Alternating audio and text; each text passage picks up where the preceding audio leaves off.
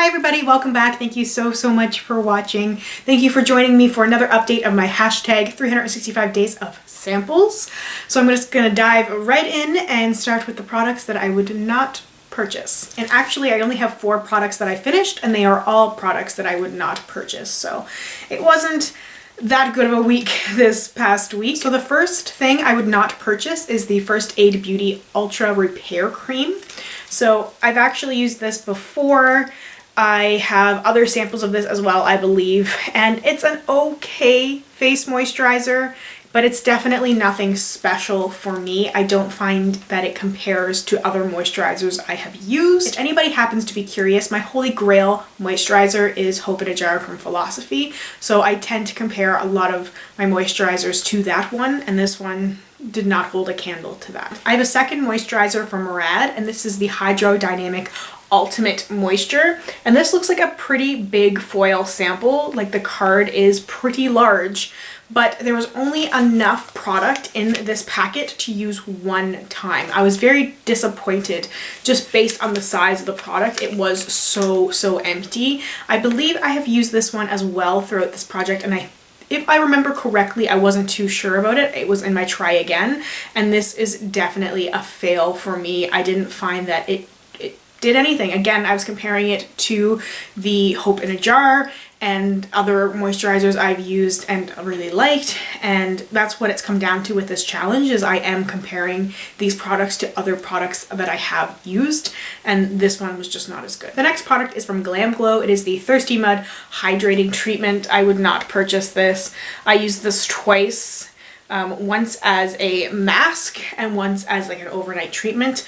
Neither time did it do anything for me. When I had this on as a mask, I left it on for about 5 to 6 minutes and I could feel my skin. I was like, oh, maybe it's starting to work, but it was just the product on the surface of my skin that was a little bit slippery and moist, and once I wiped the product off, like once I rinsed my face was just normal. It did not feel hydrated, and that's what I really want in a hydrating mask treatment. I really want to feel the hydration in my skin.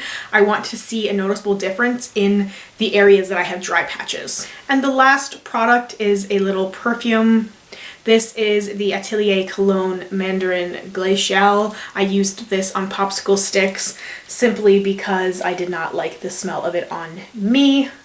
Sort of a masculine citrus scent. It just didn't mix well with me. It was a little bit too overpowering, a little bit too dark, almost a little bit too sensual, and I just did not care for it mixing with my own body chemistry. It was okay in the popsicle sticks, but nothing, again, nothing special. So that leaves me with a bunch of products that I am still working through. I have a perfume from Giorgio Armani, the Aqua de Gioia. I have 4 face moisturizers, one from Henriksen, one from Fresh, one from Thermale Avene, and one from Josie Maran.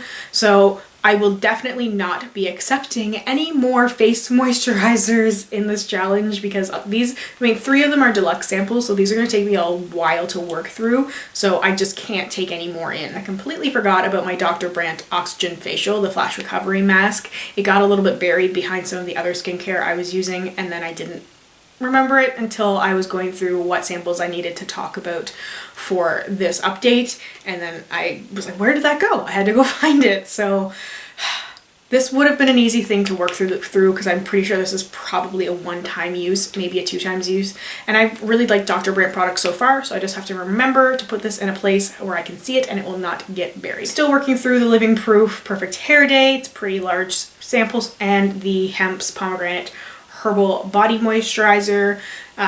It's decent, not as sticky as other moisturizers I have used. I'm having a little bit of trouble getting some of the moisturizer out. It seems to be pretty stuck, so I'm trying to keep it upside down so I can get the moisturizer out easier so I can use this up. So here is my box. I did add in a couple more deluxe size samples that I had floating around that I wasn't using because this challenge has taken up a lot of my time. So these other products, these other samples, I decided to put in the box so that they would get their fair chance to be used as well. So this week I am not going to choose any deluxe size products. I'm going to choose only foils so that hopefully I will be able to put a little bit more time and effort into those deluxe size products so I can start moving them out as well. So let's pick my 7 products for the week. 1, 2, 3, 4, 5, 6, and 7.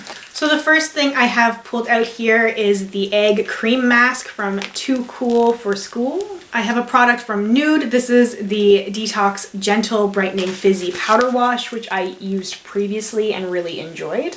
I have a product from the Estee Edit. Oh, I've used this one previously and didn't like it. This is the Dissolve the Drama 2-in-1 Makeup Remover and Cleanser. So because I know it doesn't work for me, I'm not going to put this aside with the other samples to give to other people. I am going to keep this one to use for myself, but I'm definitely not going to bother using it on my face. I will just use it on my arms, hands, whatever when I do swatches.